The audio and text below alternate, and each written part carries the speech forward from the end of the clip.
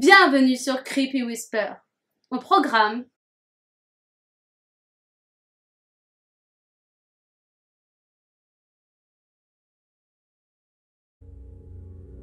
Jack Torrance, cherchant le calme et la solitude afin de se plonger dans l'écriture, accepte un poste de gardien dans l'hôtel Overlook où il devra résider seul avec sa femme et son fils tout l'hiver, complètement isolé en pleine montagne. Mais la difficulté à trouver l'inspiration, le passé macabre des lieux et l'isolement total vont transformer la vie de cette famille en un véritable cauchemar.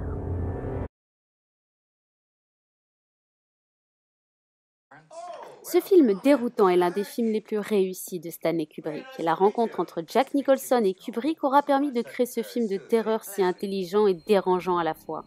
Et l'interprétation si réaliste de Shelley Duvall permet de nous mettre dans une ambiance terrifiante psychologiquement. Kubrick nous offre avec ce film la représentation de la folie elle-même, de sa construction à son affirmation. Toute la mise en scène du film nous renvoie à une interprétation de l'esprit. En effet, même la structure de l'hôtel, les cadrages ainsi que les déplacements représentent, dans leurs incompréhensions, un esprit dérangé et énigmatique. Ce film est la représentation du perfectionnisme et de l'obsession de Kubrick. Un chef-d'œuvre qui montre toute la complexité, l'imagination, mais aussi le talent du réalisateur.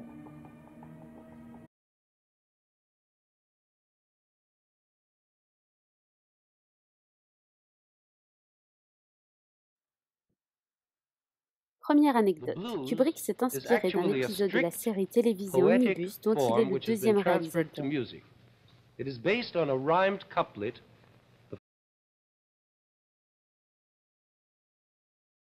2. Kubrick n'aurait même pas lu l'ébauche de scénario de Stephen King en considérant même que c'était une perte de temps. Il a choisi de travailler avec Diane Johnson pour le scénario.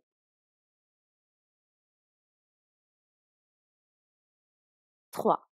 Stephen King était déçu de l'adaptation de Kubrick. Stephen King n'a pas apprécié les changements dans le scénario de Stanley et il n'a jamais hésité à exprimer son mécontentement jusqu'à même participer à une autre version pour la télévision, Shining, les couloirs de la peur.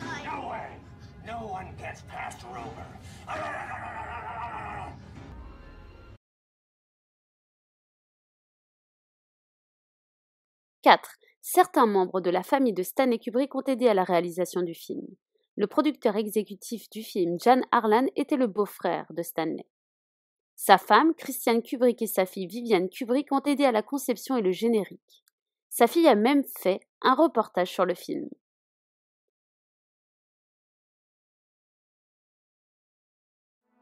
5. Kubrick a refusé de quitter l'Angleterre pour assister au tournage du générique d'ouverture de The Shining.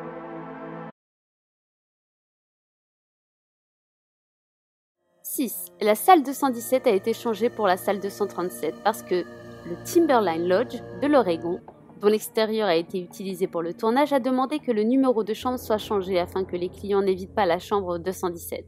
La chambre 237 n'existe pas dans l'hôtel.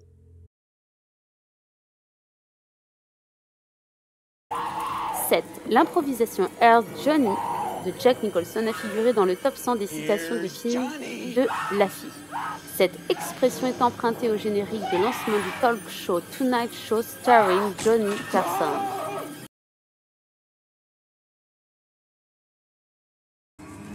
8.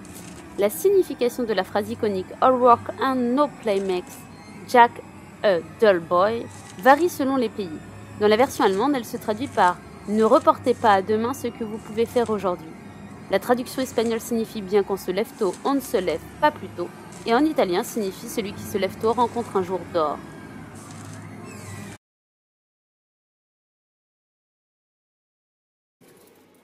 « 9. Dan avait 5 ans quand il a joué dans The Shining. Kubrick lui aurait dit qu'il tournait un drame et Dan n'a regardé le film que lorsqu'il avait 16 ans.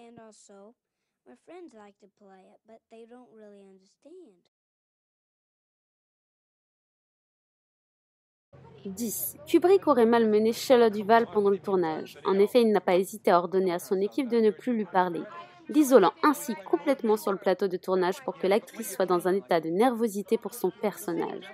Dans le making-of fait par la fille de Stanley Kubrick, Viviane Kubrick, on peut connaître les échanges tyranniques du cinéaste envers son actrice.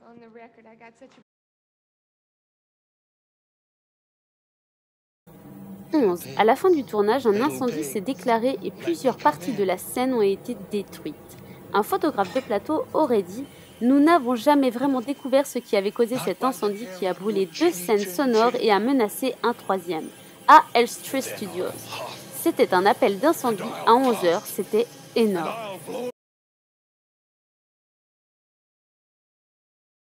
12. La scène finale dans un labyrinthe hivernal a nécessité du polystyrène broyé et environ 900 tonnes de sel.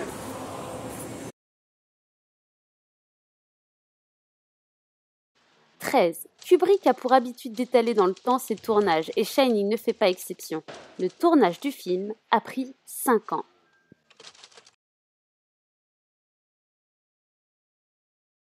14. Le directeur de Toy Story 3, Lee Unkrich, gère le site The Overlook Hotel qui possède des informations sur le film et il a même également contribué au financement du documentaire Room 217.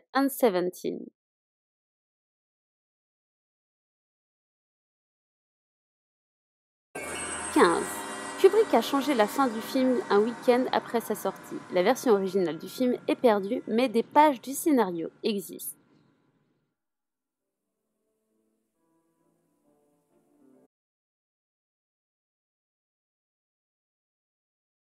16. Avant de choisir Jack Nicholson, Stanley Kubrick a envisagé de donner le rôle de Jack Torrance à Robert De Niro ou encore Robin Williams, et même Harrison Ford.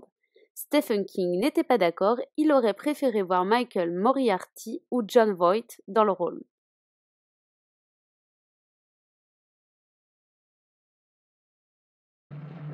17.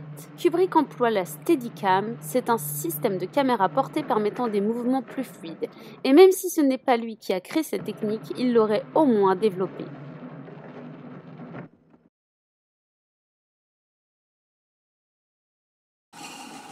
18. La scène du film où l'actrice Shelley Duvall monte les escaliers apeurée, un couteau à la main, a été tournée 35 fois.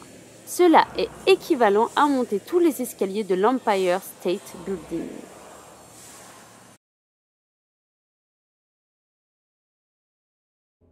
19. Le fait de bouger l'index quand Danny Lloyd parle à Tony vient de l'acteur lui-même, qui l'a fait lors de sa première audition.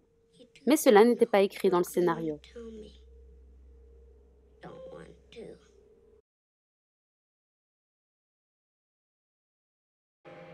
20. Les jumelles dans le corridor ont été inspirées par une photographie de Diane Arbus, Identical Twins, Rodale, New Jersey, 1967.